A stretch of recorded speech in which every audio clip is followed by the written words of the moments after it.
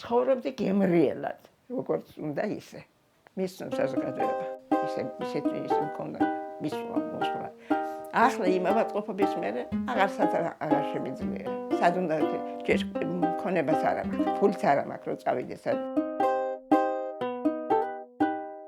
პროექტის დაწყებას წინ უძღოდა 2004 წელს ჩატარებული სოციალური კვლევები.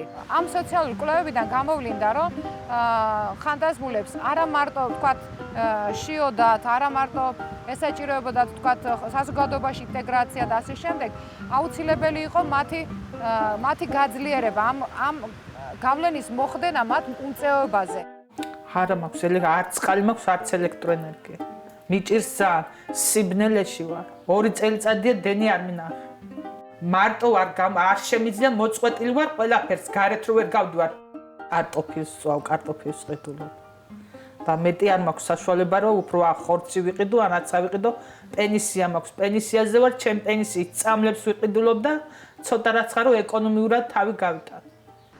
რომელმაც აჩვენა ხანდაზმულთა მძიმე სიტუაცია, ხანდაზმულთა მდგომარეობა და განსაზღვრეთ საჭიროება. თუ რა შეიძლებოდა ყოფილიყო ყველაზე სასარგებლო საქმიანობა მათთვის, რაც დაძლევდა აი გავლენას მოახდენდა იმ პრობლემებზე, რომელიც ამ კვლევების დროს გამოვლინდა. პროგრამა მომზადდა თვითონ ხანდაზმულთა თანამონაწილეობით, ისინი ჩართული იყვნენ დიზაინში. მაქვს 46 წლის სტაჟი მქონდა, სანამ არ გამოგვიშვენ 2 წლის წინ. როდესაც იქიდან გამოგვიშვენ, ამ პერიოდში იხსნებოდა ეს კლუბი. და ვიკითხე, რომ რა არის აქ, რა იცნება, აქ იქნება მარტოხელების კლუბი.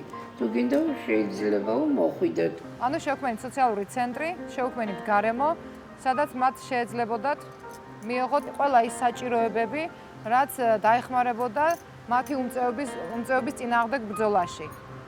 იქ თავს ვითობდი, ხან იმას იჩევერდებოდი, მორიგეობდი, გამოფენა გაყიდვებს ხოლა წარმოებდი. რო შეგროვდებოდა ეს ფული, მივიტანდით ამათთან, ჩავაბარებდით. მე ამ ფულით ესენი ყიდულობდნენ სურსათს და გვატნევდნენ იმათთან. ჩვენ მათ შევასწავლეთ ბინაზე მოვლის ხანდაზმულების ბინაზე მოვლის უნარები. განსაკუთრებულად დიდ ყურადღებას აქცევ უფლებათა დაცვას. იმიტომ რომ მოხუცები მოდიან ჩემთან და მეუბნებიან თუ ესა თუ ის პრობლემა უნდა გადაიჭრას აუცილებლად.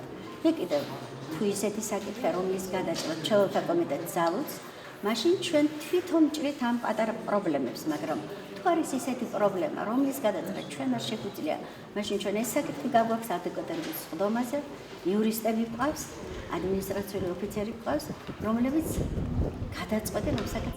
წითელმა ჯვარმა იზრუნეს, რომ დადიოდნენ მერიაში, რომ ჩემთვის მოეცათ ბინა, დიდი დახმარებით მომცეს ეს ოთახი. რა ვარია გახმერთმან ვიხოცები? არა შულა, ღმერთმან უკრად.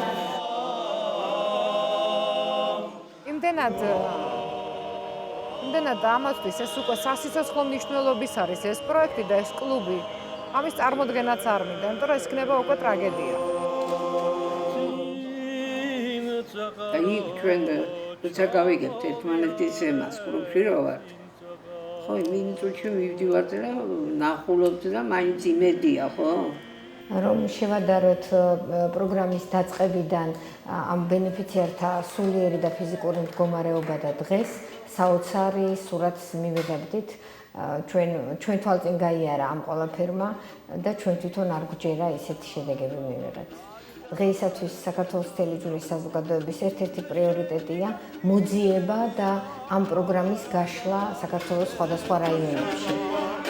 თანხები აუცილებლად დაგვჭირდება, იმიტომ რომ არის დარჩენილი საკითხები და საქმიანობები, რომელიც აუცილებლად უნდა განვითარდეს და უნდა მიაღწიოს სათანადო შედეგს. ამისათვის აუცილებელი არის ფინანსური მხარდაჭერაც.